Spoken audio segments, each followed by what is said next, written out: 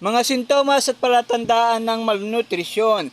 Ibig sabihin ng malnutrisyon, kalusugan. Mga sintomas at palatandaan ng malnutrisyon. Ay, ibig sabihin ng malnutrisyon, hindi malusog. Sabi malnutrisyon. Hindi malusog. Sakitin, malnutrisyon. Mabilis, mapagod. Kapag mabilis ka mapagod, ibig sabihin, nasa ilalim ka ng malnutrisyon, hindi ka malusog. Mabilis ka mapagod eh. Mababang timbang. Saka yung pagiging mataba rin, isa rin yun yung sobrang taba, palatandaan ng malnutrisyon yun. Ibig sabihin, hindi maayos ang kinakain mo. Pag-antala ng paglaki, ibig sabihin, hindi nalaki.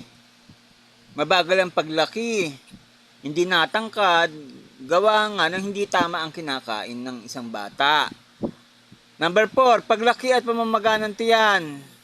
Yung sobrang laki ng tiyan, mali yun. Dapat maliit lang ang tiyan ng isang bata. Ano yan? Epekto ng malnutrisyon. Mahina ang katawan. Pag mahina ang katawan mo, malnutrisyon yon. Yung hindi ka makalakad. Gaya ni Luke, di ba? Parang maano yung katawan niya, mahina. Di ba? May tulak mo lang, mabilis na matutumba. Pagtigil sa paglaki at pagtangkad. Ano yung sinabi ko? Doon ka, princess. Isipo lang nag-ano dito, module. Ano sinabi ko? Ano? Pagtigil. Sabihin mo. Sa paglaki. Tama, at pagtangkad. Hindi lumalaki, hindi tumatangkad kasi mali ang kinakain. Mabagal mag-isip. Yung halimbawa, nagtanong ang teacher, ilang taong ka na? Tapos ang bagal naman sumagot. Hindi niya alam kung ano ilang taon na siya. Yon, ganon. Epekto yon ng malnutrisyon. Saan nakukuha ang malnutrisyon?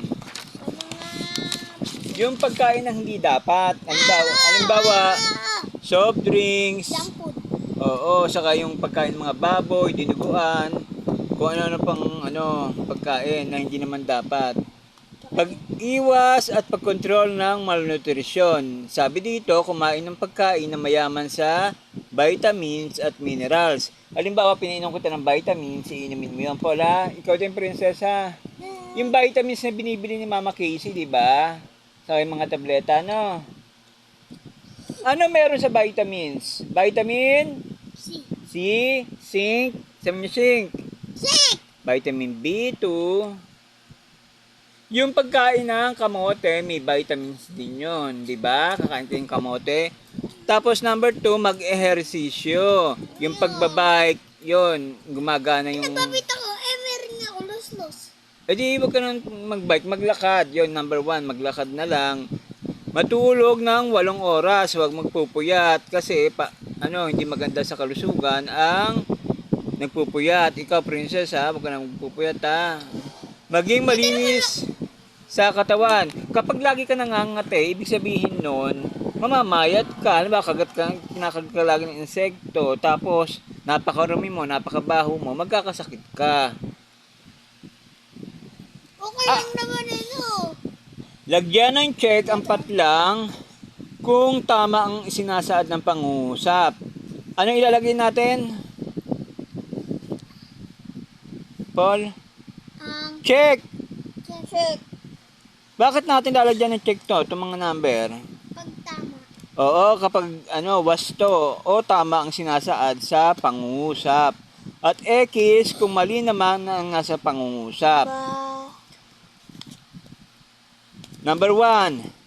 Ang susi sa wastong nutrisyon ay ang pagkain ng masustansyang pagkain. Ayun na, huwag kayo kakain ng halimbawa yung mga tinda-tinda dyan ni Piapolan, tapos yung mga iba pang pagkain dyan. Check.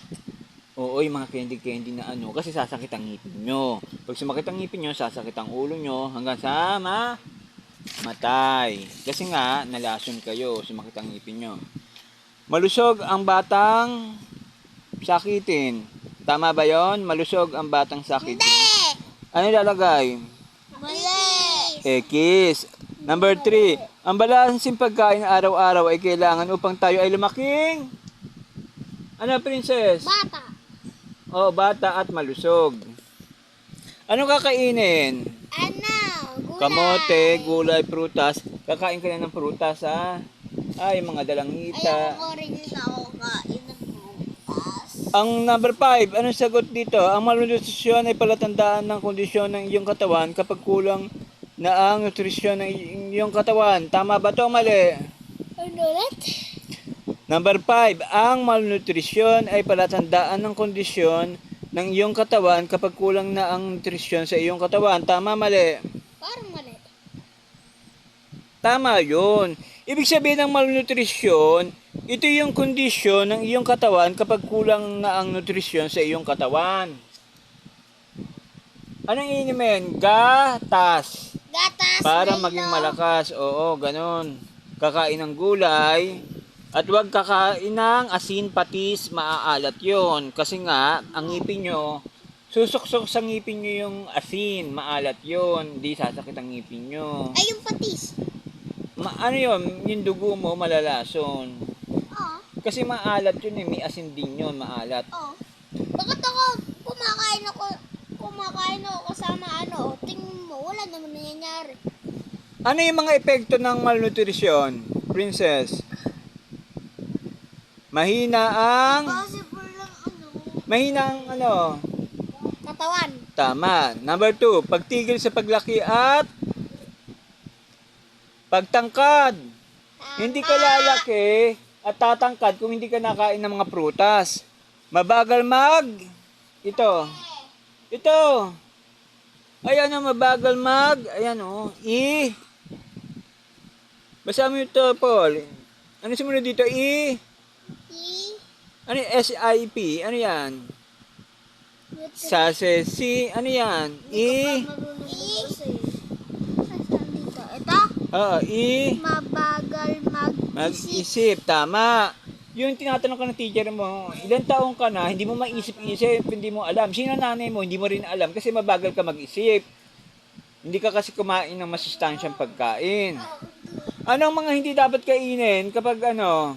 junk food. Oo, yung mga maaalat, mga patis, ganyan. Maraming asukal.